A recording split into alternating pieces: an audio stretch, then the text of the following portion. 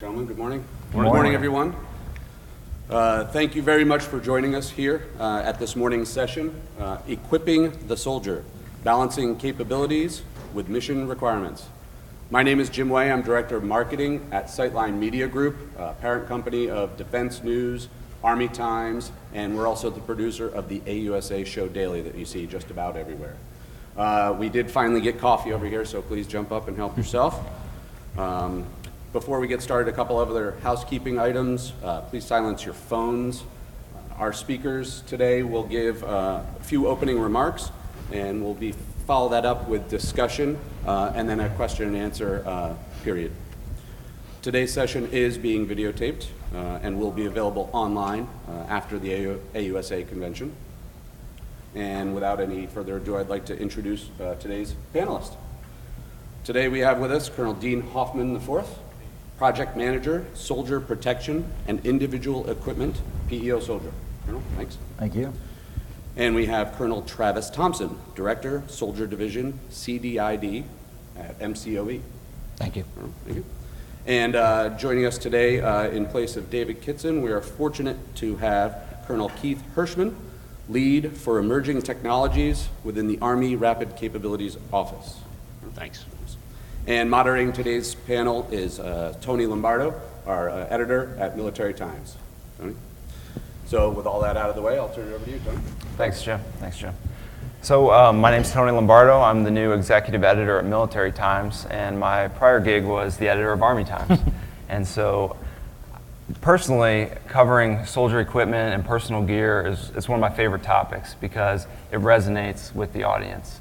And so I'm looking forward to this conversation, and soldiers have a lot of opinions about this topic, so I'm looking forward to hearing from you guys. So to start off with, please just explain in the acquisition process what your role is, and so everybody can have an understanding of that. Yeah, Roger. So name's Colonel Dean Hoffman. I am the project manager for Soldier Protection and Individual Equipment. So under PEO Soldier, Program Executive Officer Soldier. So I've got all the individual equipment, uniforms, protective gear, and parachutes.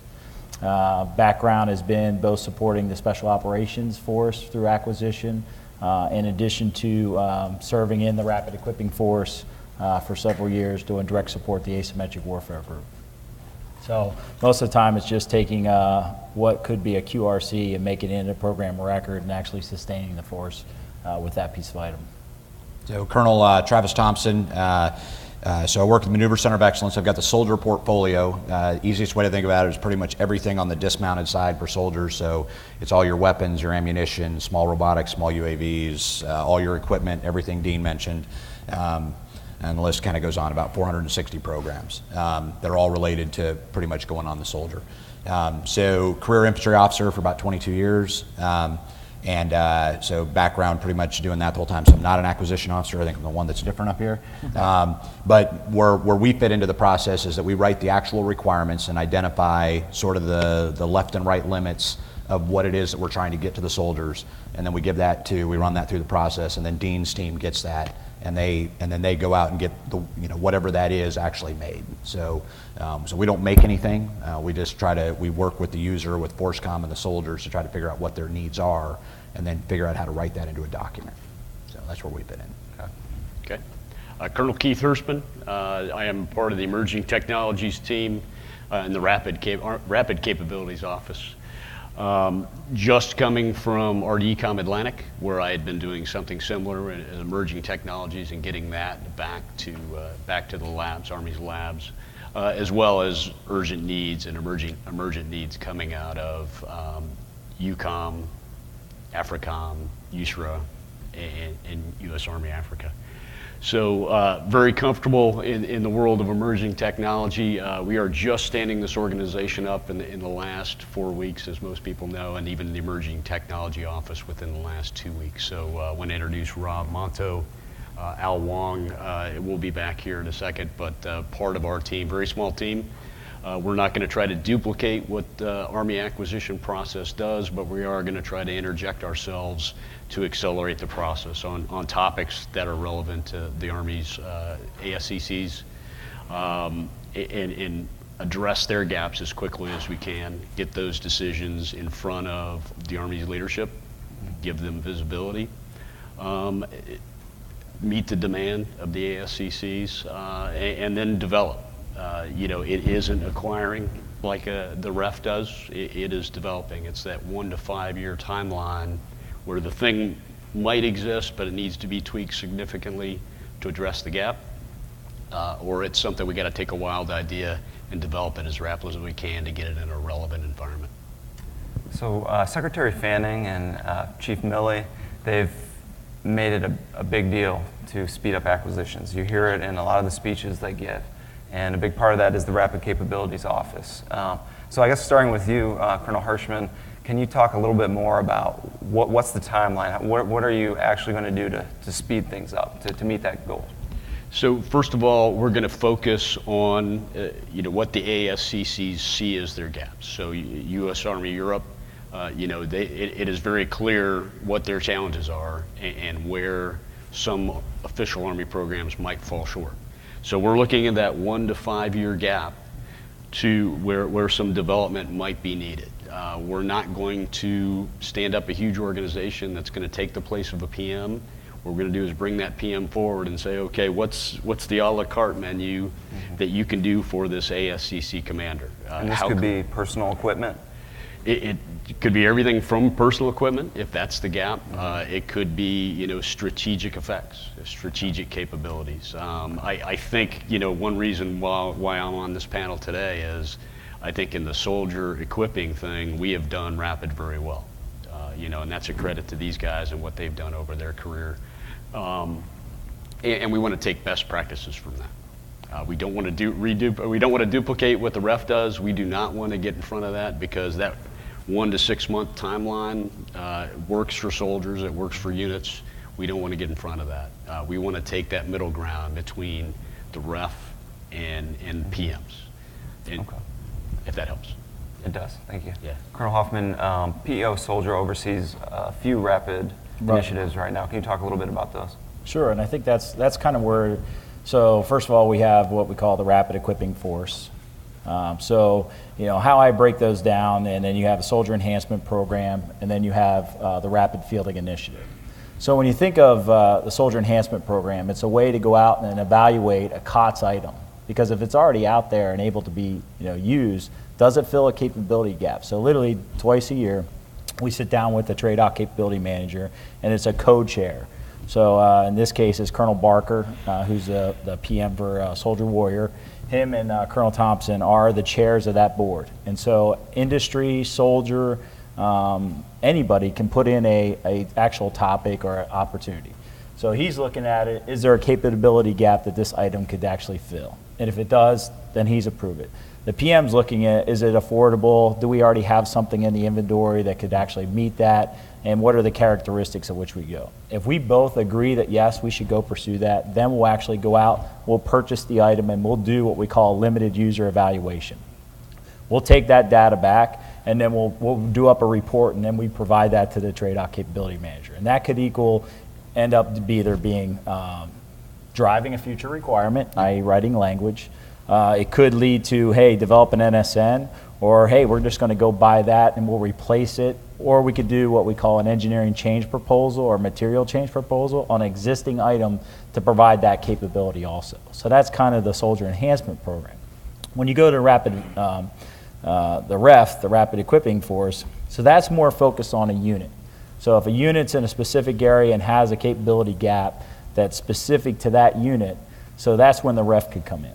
So, probably the biggest example recently was, we saw obviously UAVs has been a big growth in that area, real big. So, so counter UAV was a hot topic. So the fastest way to actually get something out there, test it, and get it to a unit to be able to provide some feedback. In the meantime, while a acquisition program record requirements being drafted, getting into identifying the capabilities and kind of getting that information to make up a real good program of record, we're actually able to get something out there to be able to get some feedback on what's good, what's bad, and how we change.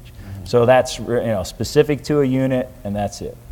So then when you go to Rapid Fielding Initiative, that's our way to make sure our soldiers have the best equipment at the time on their back. So anytime a soldier's deploying, so in my office, we equip them with the best, currently fielded body armor, uniforms, individual equipment, camouflage. Everything that we do is making sure whatever equipment's out there that's the best. Now, the good thing about that is as program of records are coming to fruition, we might take that and pull it off. So soldier protection system. So that's our new program of record coming off. As stuff's coming up online, we're already starting to issue and buy some of those for Rapid Fielding Initiative.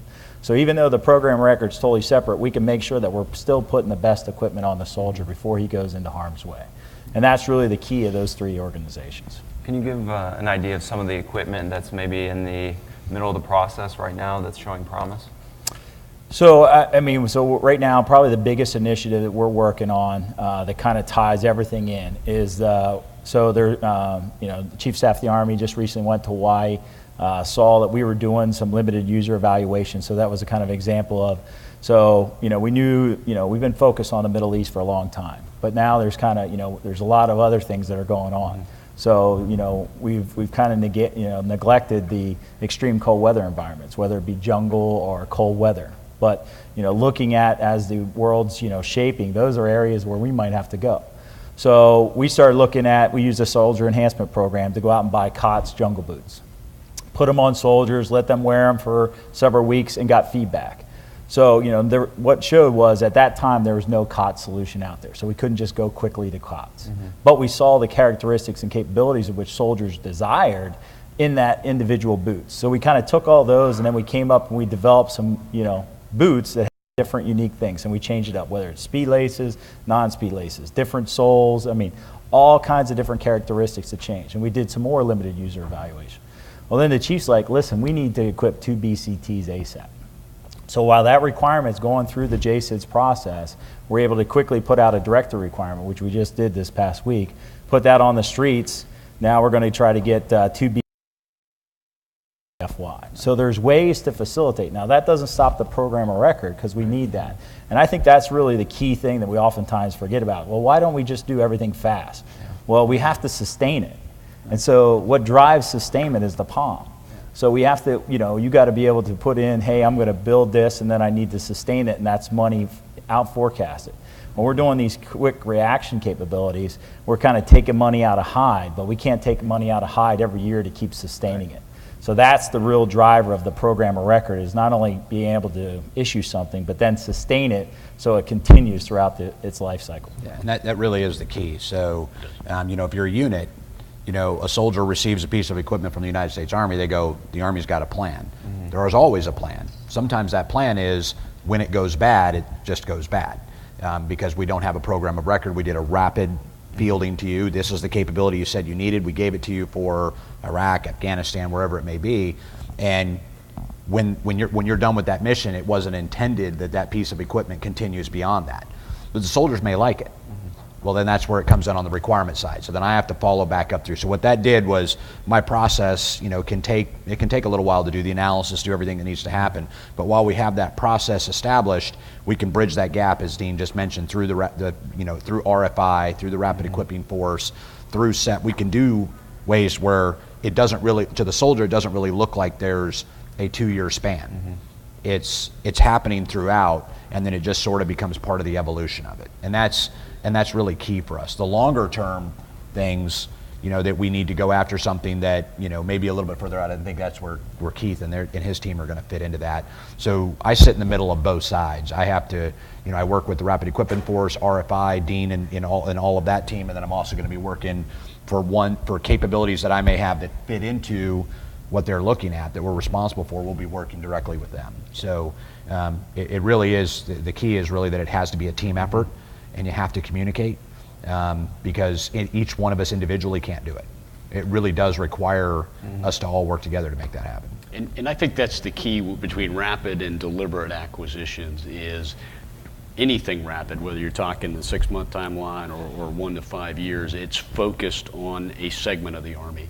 The Army is just so big, and all the requirements worldwide drive the programs, big programs, to take a long time to think about every situation that a soldier might be in and test that.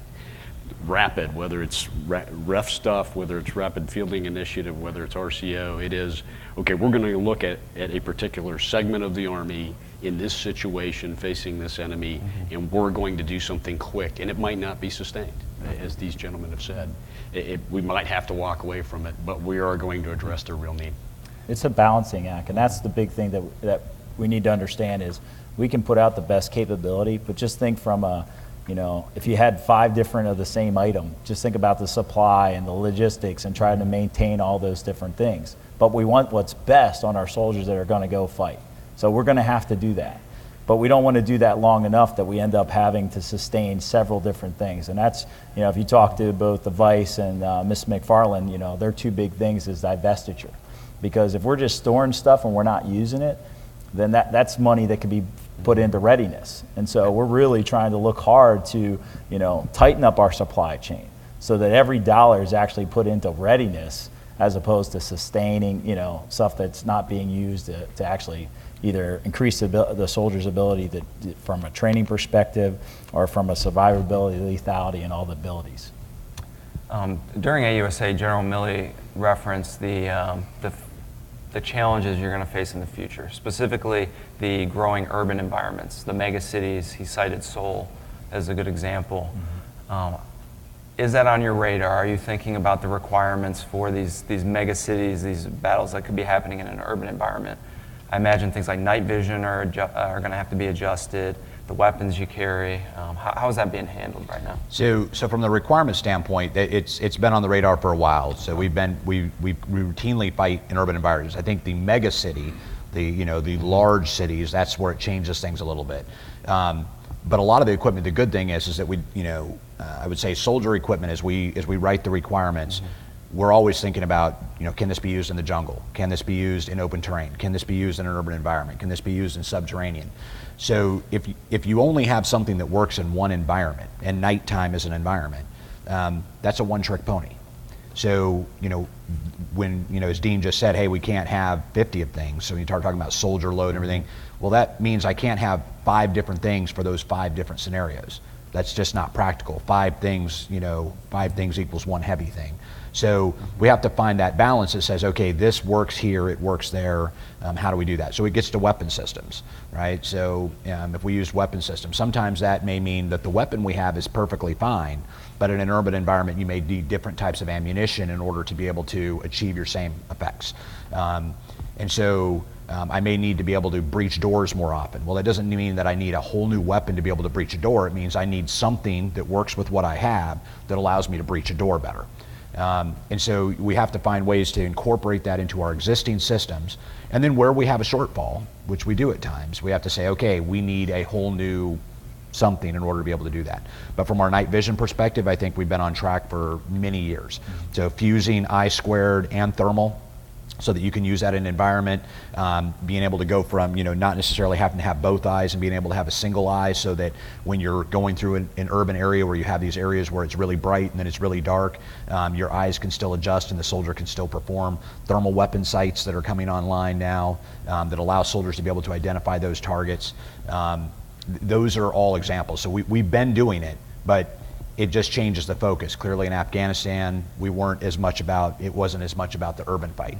My experience in Iraq was, I was in Sadr City in Baghdad. Every piece of equipment I had, that's all I was in a mega city of, multiple millions of people. So we've been doing it, we just have to continue to do it and refine it. So what it says is, if I have to make a choice, and you say, okay, I can't make it work in everything, so is this gonna work in the jungle? Or is this going to work, or do I want it to work a little bit better in an urban environment? We're going to lean towards the urban environment over the jungle based off the guidance that the chief gives. Do you see gaps with what's available right now? So I think that the challenge, there are clearly gaps as you get into the urban environment. Some of that is not necessarily things that I have on my side, but subterranean, there are some things that we have to do differently with subterranean. When we start getting into it, we need more ground robotics, small robotics and UAVs, especially in an urban environment, right? You can go back, all the way back to World War II and talk about the number of casualties that you receive moving from building to building. So I don't want, we don't want soldiers to be the ones that in order for me to know what's on the backside of that building, I have to send a person to go do it. We don't want to have to do that. I want to be able to send a UAV or a robot to be able to determine that, or be able to see that from existing UAV assets that we have, so that the soldiers have greater situational awareness, which allows them to reduce the risk that's put on those soldiers. Because an urban environment is very dangerous. There's a million places to hide that makes it very challenging. So there are some gaps that are in there. What about close quarters combat? So our weapons that we have, when you say, okay, well, what have we done? Well, part of the reason for the M4 is so that it was a shorter barreled rifle, so that you could maneuver better inside of buildings and where there's lots of furniture and different things inside of it. So we've been doing this, I guess is the point. There are things that we need to continue to do and to continue to refine. One of those areas that is challenging is, you walk into a room and you've got your night vision goggles on, and all of a sudden the lights flip on. So now it was dark, now it's bright. How do you adjust in that short duration time is when all of a sudden the bad stuff can happen. So having things that can transition well, be sunglasses, glasses. So eye protection, one of the areas we're looking at in eye protection is we have to have the ability for the eye protection to transition between, where you've got, your normal tinted to non-tinted extremely fast. Well, that's not something that the average civilian needs, right, that's on the street. But in the military, that's the difference sometimes when you're entering that room or going from a subterranean and all of a sudden you kick open a door and now it's bright. That transition, you can't be blinded for a second and put your hand up and go, oh, hey, everybody stop. So the requirements are a bit different sometimes for the military. And those are areas that we continue to refine, but the technology isn't always there to do it, immediately, so. Okay. Talking to companies at AUSA on the floor here, you get this refrain that the Army will get kind of in a path, will have a program, and then is not always agile enough to pivot. If there's a new technology that's better, that emerges, you can't just move everything towards this better technology. Can you guys address that criticism? Yeah, if I can take that first, I think that is how we're setting ourselves up. The Rapid Capabilities Office is to address those. That we're taking the PM and he's got his path. He's working 4 or 5 things to get after a particular capability. The way we're set it up is to complement that and say, okay, there are other things either we find out from the Army labs, in this case NATIC labs, that there are technologies that could complement what the PM's doing or go above and beyond, and put those in front of decision makers to say, okay, the Army has already chosen this path. We see other things coming from industry. There might be a high risk, high reward here where we can go invest and try it in a relevant environment and bring it back into the acquisition cycle. A lot like we did quick reaction capabilities. PMs were doing quick reaction capabilities 6 years ago in conjunction with the labs. They looked a lot like our programs of record, or distant cousins to our programs of record, but we were adjusting them, and then when the war was over, we're bringing them back in and making them look like a program of record again. So I think that's what we're after here in the midterm, the 1 to 5 years, is to be open to those left and right, adjustments. I think it also gets to, from an industry perspective, is that it's the design of how you make the piece, whatever it is you're making. So if it's made to where you really can't make improvements to it, then it means that the Army has to make a decision to buy all of it with the acknowledgement that technology could change. And through the labs, as we said, in this case, NATIC, in many cases, we would, hey, when do we think this is? Okay, we think the technology is changing every 5 years. If I buy this item, how long do we expect it to be good for? 20? Maybe not. If you can't, if what they say the way it's made, they really can't improve it because of the way the design is, then the Army has to make the decision. Do I buy it for everybody, or do I buy in 5-year increments and field the Army over a longer period of time? If the design is very modular and allows for technology to continue to be inserted, well, we have a process for that through ECPs and MCPs that the TICMs manage. We work with the program managers. They come back and say, hey, Travis, I think we can get this lighter. We can allow you to be able to see farther. That it's going to be a better material. And we say, hey, great. And in some cases, it's an in stride. So we start changing the new ones. And in some cases, we also go backwards and change the old ones. But when you get to the larger, I think on Soldier we can do this really well because we're talking about smaller things. I think it gets harder as you start talking about, if you have a particular vehicle or a helicopter and now all of a sudden you want to change to something completely different. That's billions of dollars of investments. On our side, it's still expensive, but it's in the millions of dollars. So I think we have a little bit better. I don't know if that would be similar to your take, Dean. I think that in the other challenge, let's take like Molly or personal protective gear. That stuff has a long life. I mean, a plate just doesn't just disintegrate over time. It's we're shooting plates right now that have 20 years in extreme weather and they're performing just as well as they did the first day. So great for industry, right? Great for the soldier, but do we have the financial wherewithal to go and just save 5 ounces and buy a new plate? So kind of how we do that is the Rapid Fielding Initiative, going back to them. Is we'll do that for them because that's what the best, guys that are going out there and, are literally at the front line, they need the best. But do we go and do that for the whole total force, which you're talking, 950 to, a million soldiers? Is that dollar threshold cost worth it if that guy's never going to use it in a combat environment?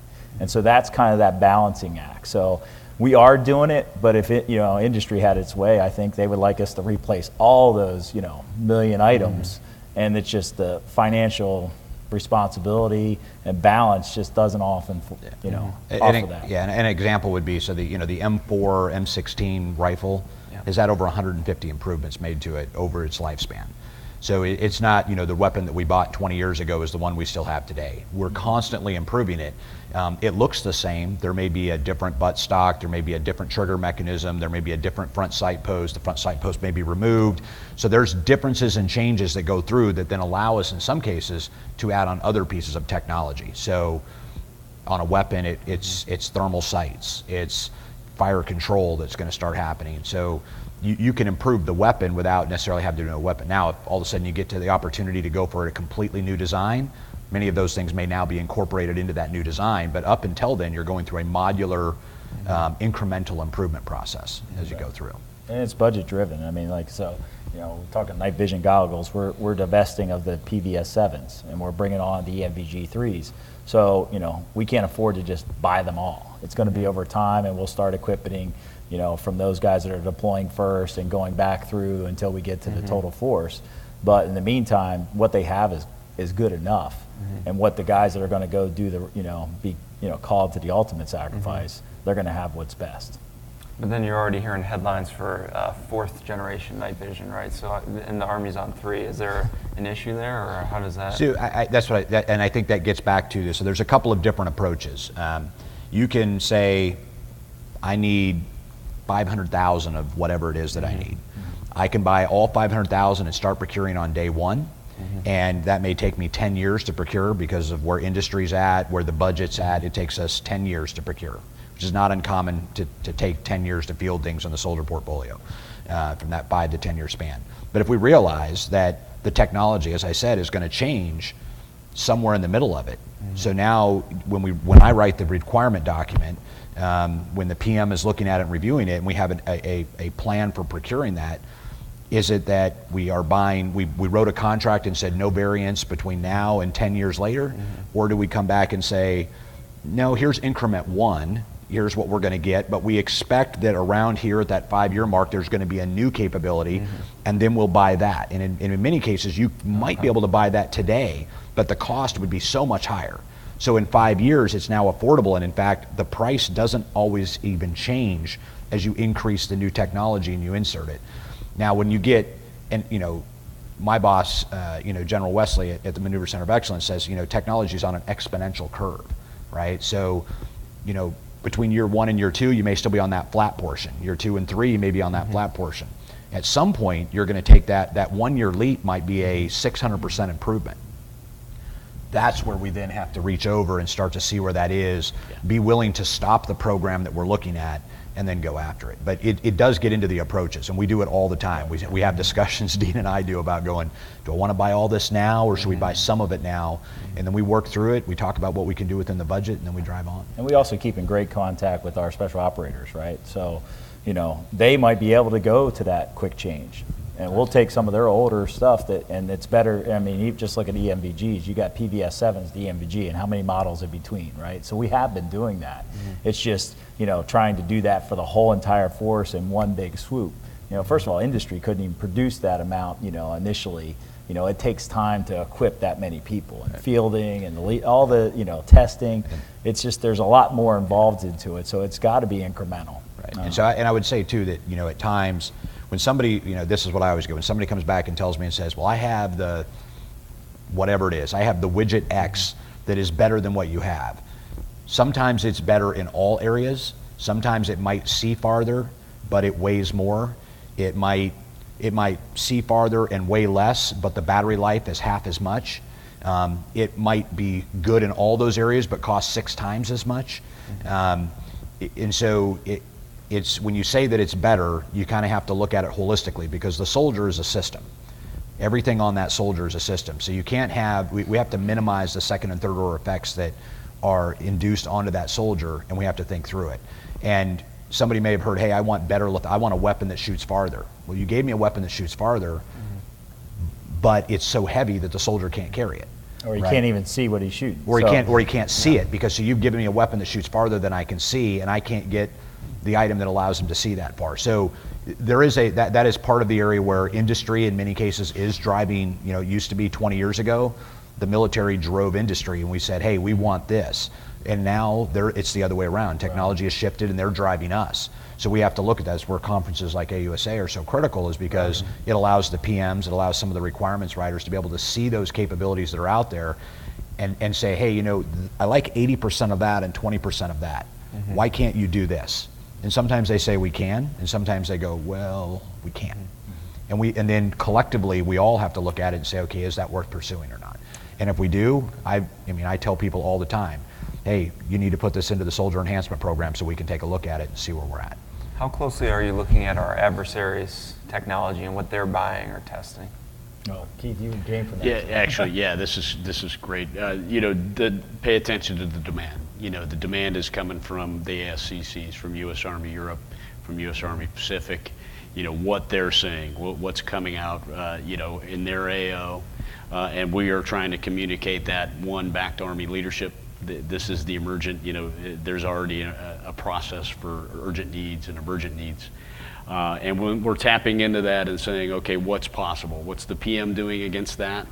What do the labs think about that? What's the art of the possible, today?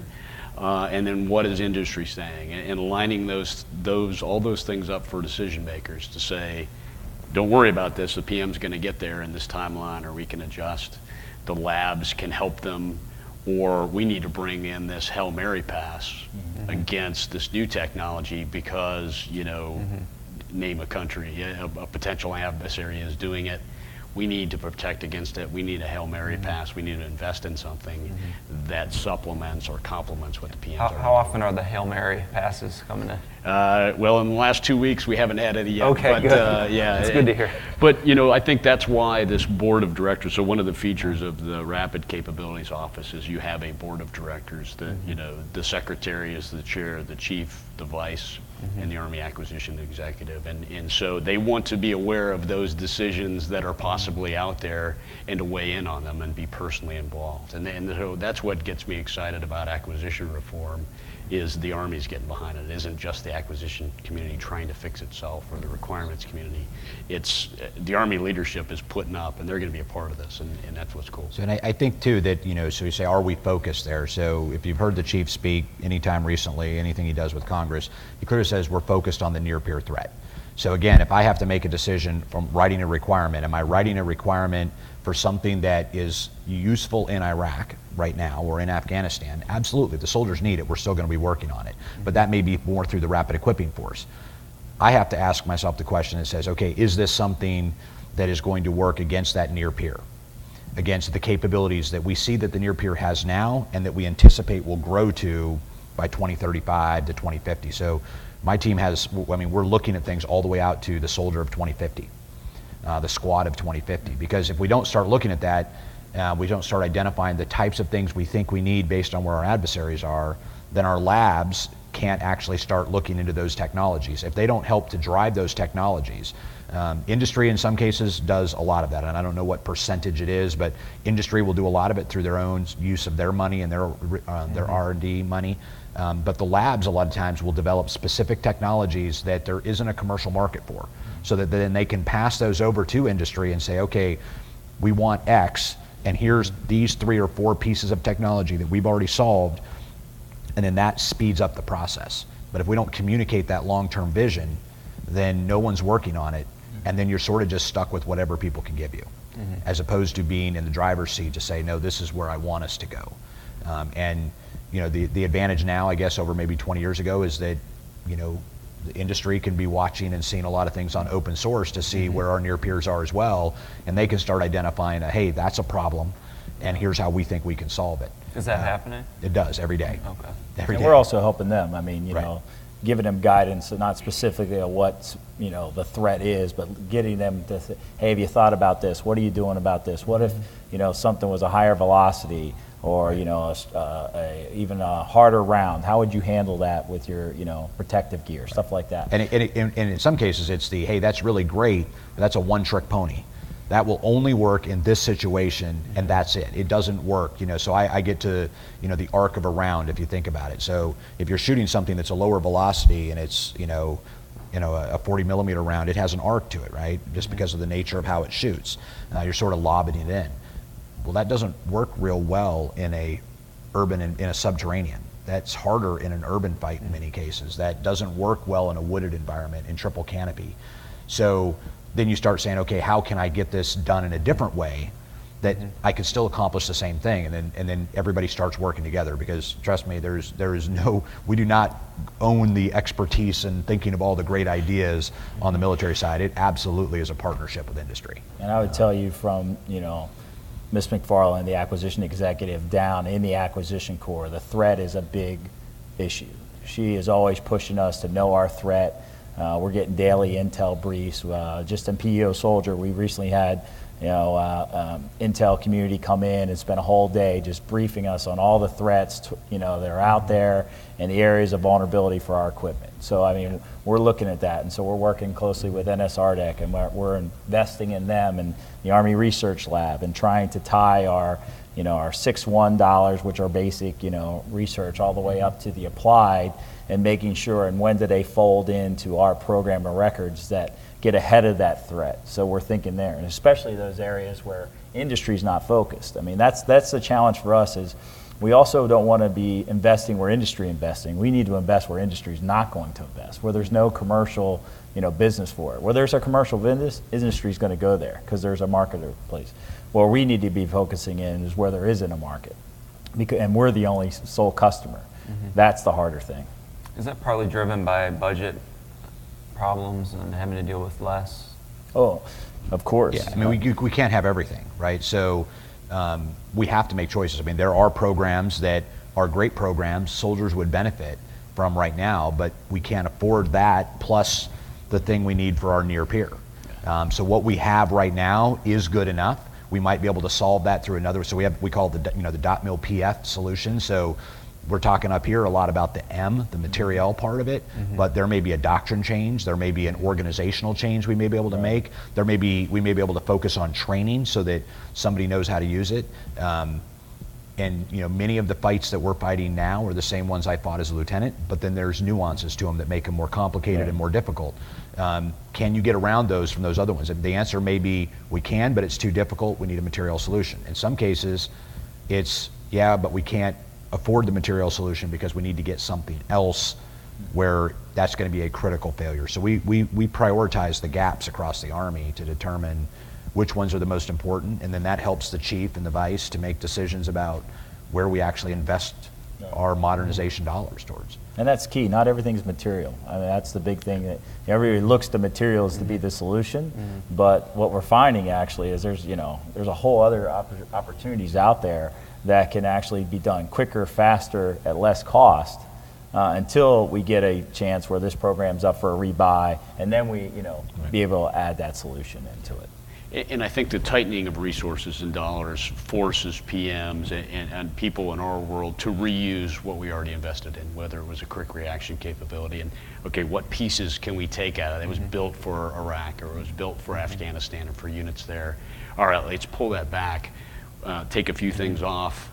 Okay, we respin this back into the program of record and capitalize on those dollars that we've already spent. Roger. So what are soldiers asking for in the field? What do they need? It could be big or small. What do So they need? I think that from where I look at it is, one of the things, so they'll always ask for a weapon that shoots farther, for optics that see farther, so that's sort of the norm. And we're continuing to work on that. But I think the biggest thing that they want right now is we've lost the soldier mobility over time. So when I was a lieutenant, I didn't wear body armor. I was jumping out of planes. I did, several hundred live fires. I never once wore body armor of any kind. Now you don't do anything really without body armor. So their weight is significantly more. And so as a result, their mobility is less. So part of your security, part of your ability to defeat the enemy is your speed. So the soldier load becomes important. So we have to find ways, and Dean and I work on this all the time about, it's about bulk, weight, and stiffness. The soldier load is not just about your physical load, but it's also about your mental load. Right, so anybody who's got kids know that they're great at multitasking because that's all they do. But single tasking is a little challenging, but multitasking they're really good at. But you also you can only process so much at a time, and there's a relationship between your physical, how much you're exerting yourself physically, and your mental ability. So anybody who's in our profession who has been extremely exhausted, and then trying to think, you're not even processing things very well. So we have to watch both the physical and the cognitive load. And then we have to find ways to integrate this throughout and realize that, just opening up, body armor, and this is one of the things that Dean and I have worked on. So body armor, at first it was all the way out to about here on your shoulder. Well, placing your weapon where you're going to fire it, your lethality, is now harder because I try to set my weapon here, but now I can't really set it where I want to. So the new designs on the body armor is actually opening this up more, that allows a soldier to seat their weapon more to how they train and they use it, which increases their overall lethality. So that's about mobility. Now it's not they run faster because of that, although that's a side effect that is also occurring, but in this case it actually affects their ability to shoot well. So, or I could go and buy a whole new weapon, buy all new things to go along with that weapon to try to work with the body armor. In this case, we made some changes to the body armor. And that doesn't happen in 5 minutes. I mean, it takes a while. It takes testing to be able to do it and make sure that you're focusing on the right things. Is this body armor that's already being used, or is it? So this is a soldier protection system come out. We did just going back to that quick how we got stuff in. We did a prey carrier. You went from IOTV 1, 2, 3, 4. So you could see the evolution of how we, rapidly got the best solution out to the field. So this will be the next one. Okay. And so just, you asked about what the soldier. So soldier's load is a huge issue right now. And, I look back and it's like, well, why is soldier's load, it's always been an issue, but why? And, one thing that kind of resonates with, with me is specifically, I came out of the airborne ISR community. That's what I did before this. And so as a plane, we have, you can't put anything on that plane until you come to the PM and you get, size, weight, power. It's very, regimented before you add anything. We get airworthiness releases, all that stuff before we do that. We do not treat the soldier as a system. And we don't nobody comes to, Travis or myself and says, hey, I want to put this widget on this soldier X. Yeah, and like so, the airworthiness guys. Say, Roger, you're not putting that on. You can't put that on there. Right. This is the base load. So we're really trying to attack this whole base load and try to figure out, how we get control of that weight. Right. Because, we don't control what all attachments you can put on, because you can aftermarket stuff he can be putting on. He's got his basic things, and then food and water. So we're really trying to look at soldier's load. One, materials, obviously. How can we lighten the materials of which we got. We're looking at test methodology. How do we test this stuff to be able to if you look at body armor, we stick it in a fixed plate thing. One of the things we do PPE returns, which I know you've been a part of. So every soldier we've talked to has not been leaning up against a brick wall when he's been shot. He's been walking, squatting and stuff like that. So we actually test very regiment design, do we have to relook how we test stuff? To maybe that allows industry to innovate to lessen the load. Do we look at human performance? Where is the knee in the curve? So one of the things that we're working on is Leap A, which is an obstacle course type environment to start. Let's put, so the S&T worlds, let's put more weight on the soldier. And where is that knee in the curve that says, his performance was okay, but as soon as we put, this extra weight on him, his performance decreased drastically. Or it was, the weight wasn't that much, but the bulk was. Right. So they had difficulty getting over obstacles because they sort of get caught. Well, then we go, okay, we need to come up with a different design. So again, that bulk, weight, stiffness. They've got mannequins at PEO Soldier that we actually baseline what all of the basic configurations of soldier equipment looks like, so that we're all working off this. So if we ask for a new piece of equipment, whatever that is, Dean can walk across. They've got 3D printers that are there. They can print it off and actually go, okay, we were thinking it's going to be right here, and then they go, it's not going to work. I've got different size mannequins. They've got small and large, and you start looking at it and saying, okay, we have to come up with a different design because that's not going to meet the needs of the soldier. That's treating the soldier as a system. But it's also that, if we think about it from a lethality standpoint, a protection standpoint, a mobility, so the three big areas that we tend to focus on, there's also situational awareness in there. You can't be too heavy in one area. The example I give is, we all love the movie The Predator, right? And so there was Jesse the Body Ventura, right? And he's carrying the Gatling gun. Yeah. Lots of great lethality, probably not too practical to walk through a triple canopy jungle. So your mobility is probably, so the performance of the soldier didn't go up because you increased his lethality. It actually went down. And it didn't go down a little, it went down a lot. So there's a balance that has to be there. So you have to look at the global optimization of the subsystems of the soldier system. And that we are doing, and that requires a lot of integrated effort, and we don't always see eye to eye on certain things. Dean's team could make something that's phenomenal, and I look at it and say, yeah, but the performance went down. But it did exactly, and so we go back and forth, and we have to figure out how to make that work. But that's what the soldiers deserve. That's the stuff they shouldn't be the integrator. The soldiers shouldn't receive a bunch of stuff, and then they're the ones who figure out how to make it work. They can help to refine that. And we use soldiers in our testing, but they shouldn't be the primary ones doing that. That's our job to mitigate that. That's my job as a trade-out capability manager for soldiers, to try to find ways to make that work, and not make the soldier have to be the one who's doing all that. And we've gained a lot of lessons learned. I mean, the 12 years of being at war, we've gained so much knowledge on, protective gear. We've actually got, several items have been shot. So we analyze it, is this thing performing as it should, and all that kind of stuff. But if we look back, we didn't know how to develop some of those requirements. We developed it more based on material because we didn't know the threat per se. So now we actually do have a better idea of threat. So maybe instead of looking at the material driving the specification, let's let the data, the actual operational data, drive specification. That's a kind of a change, a culture change that we're going through now that's causing us to actually relook, some of the specifications we put in our requirements.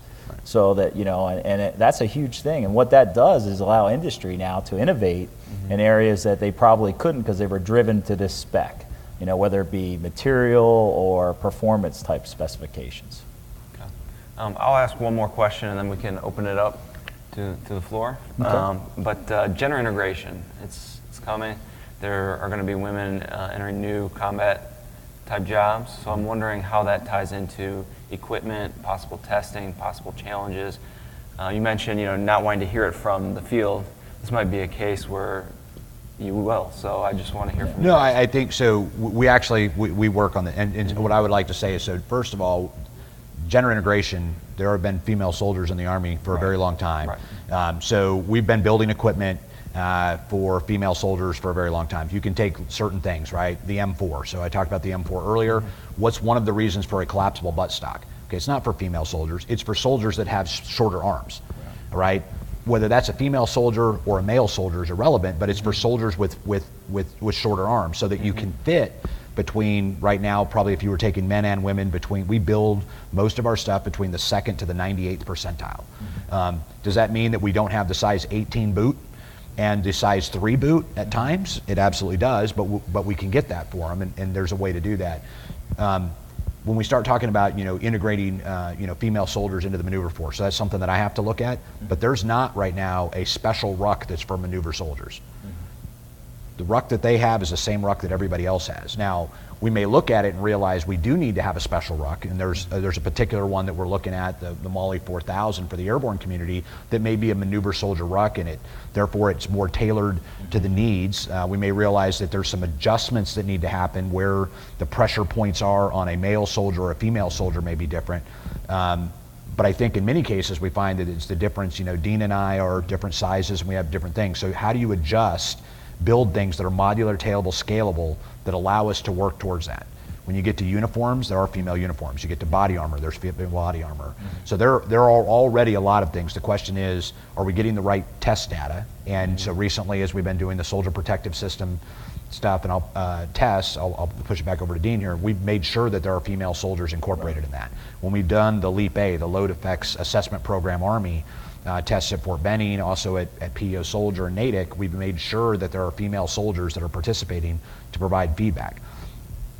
In many cases, that feedback is purely in line. It's actually gender neutral. It's male and female soldiers have the same comments, and sometimes there are specific things to females and specific things to males, and then we have to work into that. And we are, like I said, in Travis caught it. I mean, even so, NSRDEC just recently, did a anthropometrical study on all the different, sizes, male and female, and so that's how we take that data, and we've seen that, hey, guess what? Men have gotten bigger, right? It's and men have gotten smaller. I mean, it's not a male-female thing. It's really, a soldier, and that's what they're a soldier. And so, we've got to build our equipment to equip all soldiers, no matter what. Bigger, are you talking taller, wider? What do you Both. Yeah. No, I mean, they've gotten, I think. All you got to do is look at the NFL. Yeah, I think that the go back average, 10 years and look at the average, We just looked last week, and there was over 400 brand new infantry soldiers coming in. I don't know if there were any females in that group or not. I don't think there were. But the average height was over 5'9", and it was almost 175 pounds. Wow. 15 years ago, that was not the case. That's fascinating. So soldiers naturally are getting bigger, but also the new physical assessments that they have for different MOS specialties in the Army is also going to, some cases, naturally drive that, whether it be male or female. We'll just have to see where that is. It may end up changing for the combat force. The combat force may end up being larger. It may end up being that you lose the top end of it as well, and so they get more towards the middle. That'll yet to be determined, but we are constantly looking at it and trying to find, our goal is that all soldiers can perform at their optimal ability. We don't care about their gender, their sexual orientation, their race, any of that doesn't matter. We want to make sure that they've got the right equipment. That may mean we need to focus our testing to make sure that we're getting appropriate feedback that helps influence that a little bit more. But there are some examples of some things we've really done. It's not, gloves. There's a lot of different things that are already out there that isn't going to change how we do things. There are a few areas that are, though. And we're strongly working with our sister services because, it came out of, NSRDEC, the study, but we shared that with all our sister services. One of the other things that we've really made a significant effort to start seeing how the services can start to come, especially in a budget-constrained environment. We got to start seeing as how we can use similar type items. Where is the difference in our requirement, and is it really a difference? So that's a big effort that we're kind of working on. So you're seeing a lot of, especially us in the Marine Corps, where we're adapting to each other's requirements and saying, okay, hey, yeah, that works good. Hey, now we provide one system versus having to have two. One, it helps the industrial base by increasing the economies of scale. We have a single supply system, and if it comes into a pinch, we can use each other to contract vehicles and equipment to execute it, especially because most of the time we fight together anyways. Got it. All right, very good. Well, thank you guys. No, thank you. Let's take some questions. So Matt Cox is from military.com. Thank you for being here. He's asking about Jungle Boot rollout. Okay.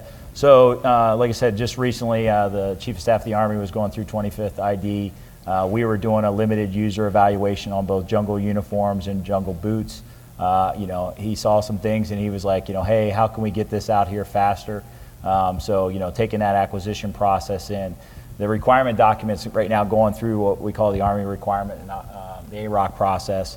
And so what he did was he directed a directive requirement to where we can get 2 BCTs, Brigade Combat Teams, in Hawaii equipped with jungle combat boots by the end of calendar year 17.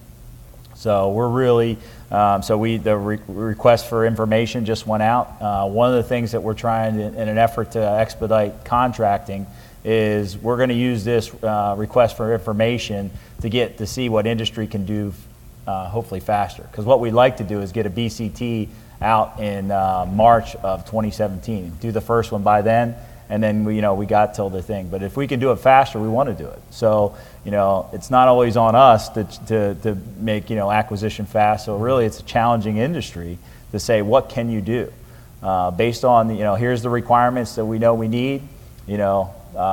What's the fastest you can deliver it to meet these specifications, and using that request for information then to be able to go out immediately when we get a contract. Right. So what this will do is field the 36, and then we'll go into, and this will help when the actual program of record comes up. We'll do a full and open competition, based on the same things. But this initially is going out to everybody, this request for information. And if somebody is capable of meeting all the requirements and came in with a proposal, we're looking obviously for price reasonableness, schedule, then we're going to be able to go out and issue them a contract to be able to deliver that and get them in the soldier as soon as possible. Okay, so we had a question about cold weather equipment and what the Army's doing to test and evaluate.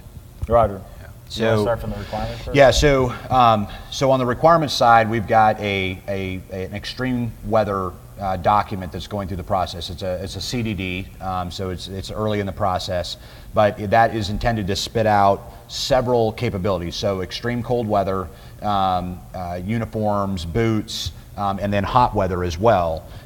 Some of the things we're doing to try to inform that is, we mentioned the Soldier Enhancement Program several times up here, is that we are actually looking at things in the Soldier Enhancement Program where we've gone out to industry, found what's available, and then are having units in Alaska and Fort Drum look at that equipment to do it. Now the challenge with the extreme cold weather is that we only have a few months out of the year where we can actually test with soldiers in those environments in Alaska and Hawaii. So, Alaska's cold. We're talking extreme cold weather, so there's really only about 3 months. So we actually went through last year and identified a cold weather boot that we said, hey, we need to go after this really fast. We tried to do everything we could to speed it up. The manufacturer couldn't make it fast enough to be able to do the testing last winter. So we're not actually going to get to do it here now for a few more months. But those are informing those documents so that we can go forward. Now, if we get told to go to a directive requirement to speed something up, we can do that. We commercially just bought a lot of equipment. The 18th Airborne Corps did for 10th Mountain because they had some cold weather needs for particular gear, and they bought what was commercially available. And those may end up winning the competition once it gets to that point. They may also not quite be where we need them to be from a longevity standpoint, or meet a lot of our other requirements. So we'll just have to see. But we'll continue to work with Dean's team to do that over time. But we're still learning right now what is it exactly we need to have inside each of these documents. And this is one of those cases where I think we leverage our international partners, particularly NATO. There's several NATO countries that do this very well and bring that expertise. And I know U.S. Army Europe, U.S. Army Pacific, are both tapping into that knowledge and bringing it into, I know there's been several conferences lately about extreme cold weather environment and equipping soldiers. So, we would be silly to really move out without considering what they've already done.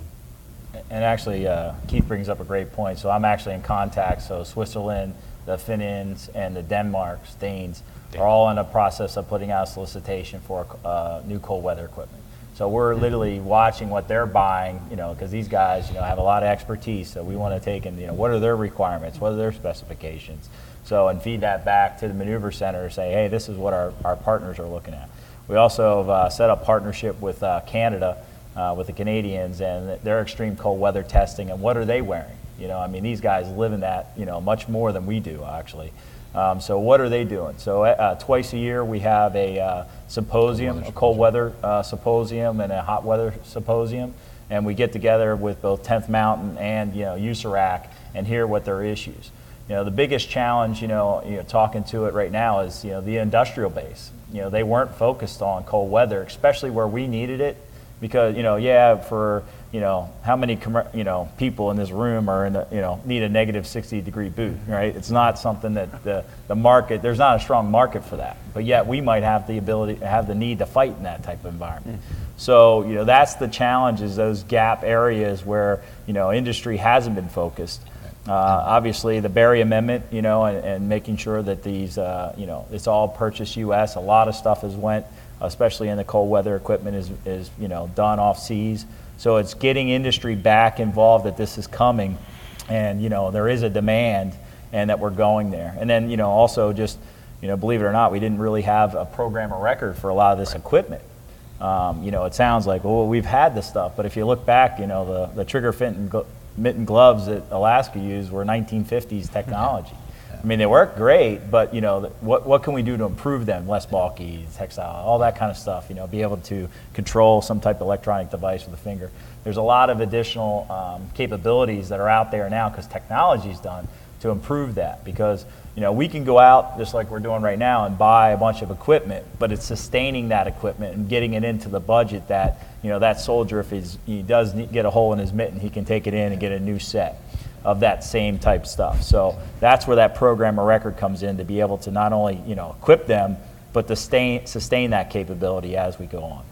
And it's having, and in some cases, having the materials that are going to last long enough. So you have, you go and buy ski gloves. You're like, oh, I have ski gloves that are great, but you don't usually plan to keep your ski gloves and use them every single day for 18 hours a day, and and still have them be working in 3 years, right? So the question is, what's better? What's the more economical decision to make? Buy gloves that run out really fast, or ones that last longer? And so that's where the testing gets into it. There's sort of a sweet spot in there for the military, but our demands are not always the same as the commercial market. And so we do have to look at it in different ways. But when you talked about the priorities and establishing priorities based on what the chief has said, there's a reason why we don't have we weren't real focused on the jungle uniform, and we weren't real focused on the extreme cold weather gear, because we were in Iraq and Afghanistan. Our priorities were shifted at that point. We were focused on getting the equipment we needed there, and these are areas that took a lower priority.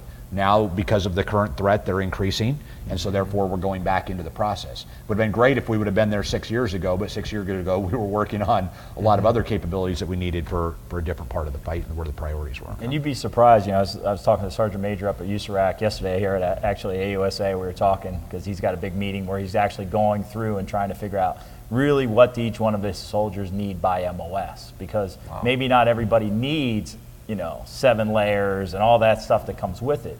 But it's simple stuff that has happened is, so a lot of times what they ended up, and this goes back to readiness, which talking one of the chief's priorities is, if there's no program of record and they can't have an ability to go out and just get the latest and greatest, they're having to use what they call their op-tempo funds, which is their readiness funds, to go out and buy that kit. Well, that's taken away from their training.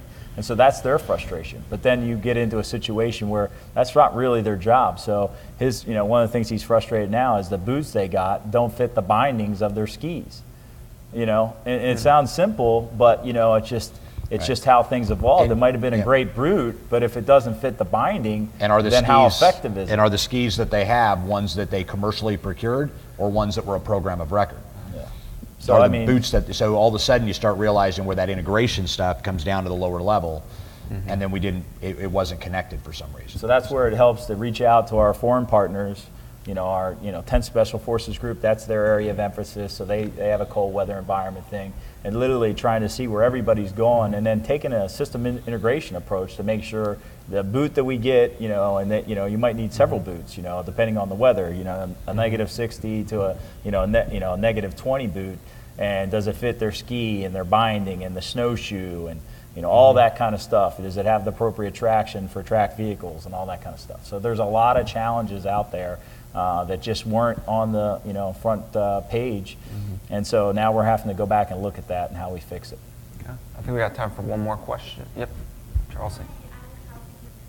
Okay, so the question is other measures to cut weight while maintaining protection.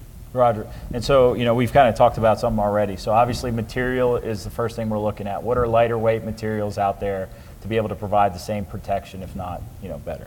We're looking at test methodology because, a lot of people, So pretty much what we found is, no penetration. We've never had an injury. I mean, we've had significant backform deformation, especially with our plates and helmets, that are over, seen in a combat environment, over the current specifications, but yet we've had no serious injury. So, looking at, do we need to relook our test methodologies? Is that the right methodology to look at? So we're trying to do some S&T work to make sure improve that statistically, that we can maybe, decrease, increase that deformation factor. That we're not overspecking things. Right. Yes. Yeah. So the test standard, we're getting exactly what we're testing for, but is what we're testing for what we asked for? And in some cases, there may be, so we just have to revalidate that to see if it opens up. We believe that it may open up some options to be able to go to some lighter weight materials. If you walk the floor, there are people that say, well, I have this plate and it works just as good as it's better than the Army's, it stops this, but it won't pass the test. Mm-hmm. So it won't pass the Army test, it passes their test. And so that's one of the differences between the way we have to watch it. But sometimes, they're absolutely right. They've done something that is pretty phenomenal, and other folks are telling us it can't be done. We have to say, okay, can we get that, test it, and see what it looks like? But in many cases, it's that especially when it gets to body armor, what they have won't pass the Army test, and we just have to look at that. And then finally, I think we got industry's attention that's the focus. So when we came up with that baseline soldier, what we looked at is, okay, so where's the bulk of the weight coming from? Well, it's his personal protective equipment.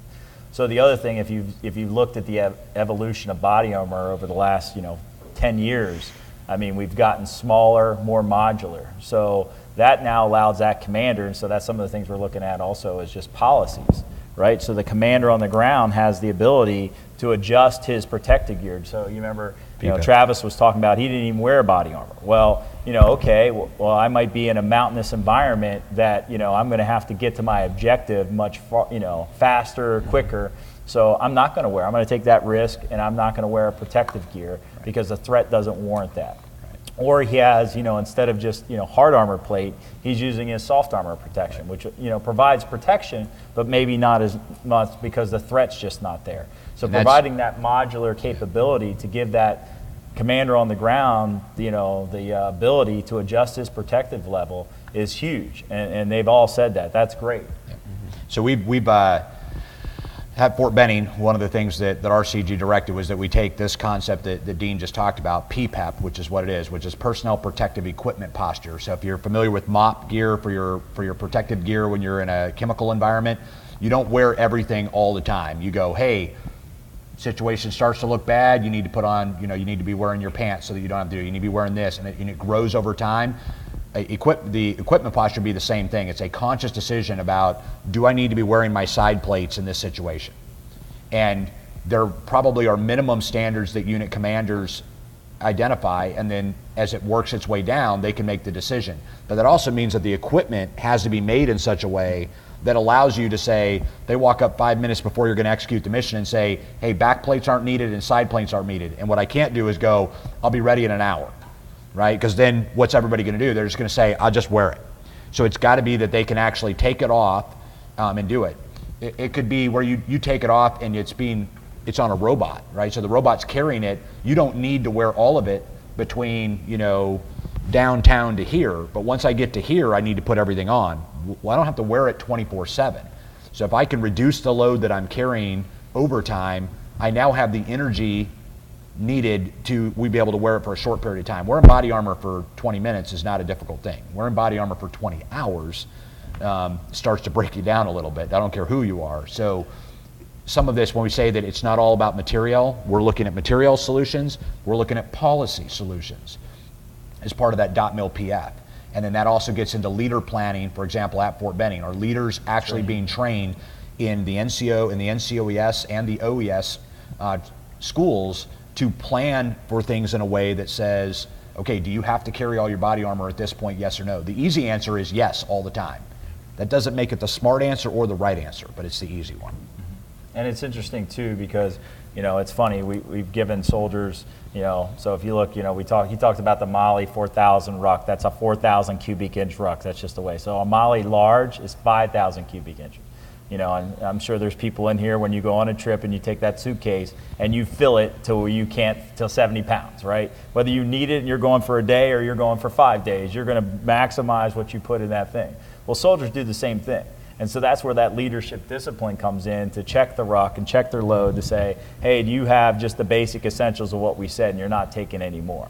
Because if you have space, they will use it. And so, you know, that's some of the challenge of which is outside the material thing, but it gets into the training, which, you know, we were down at the maneuver conference last week, and that was a big issue is, you know, hey, are leaders doing checks to make sure that the guys are carrying the load?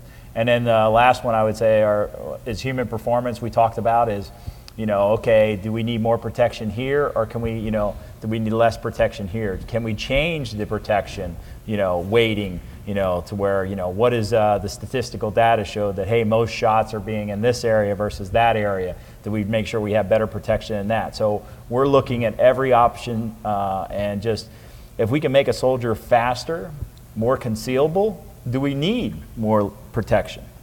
That's a whole different thing. You know, if the guy can't even see him and to shoot him, then, you know, so how do we look outside the box at survivability, not just from a material solution of putting on the soldier to provide protection, but something else like an invisible shield or something like that that provides that same protection without any weight on the soldier. So I mean, that's something some of the stuff that S&T is looking at, which is amazing.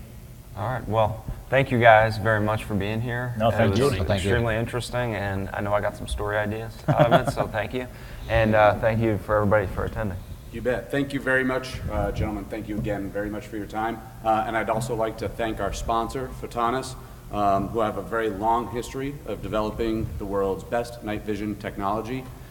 Please go visit them at stand 2061 downstairs to find out more.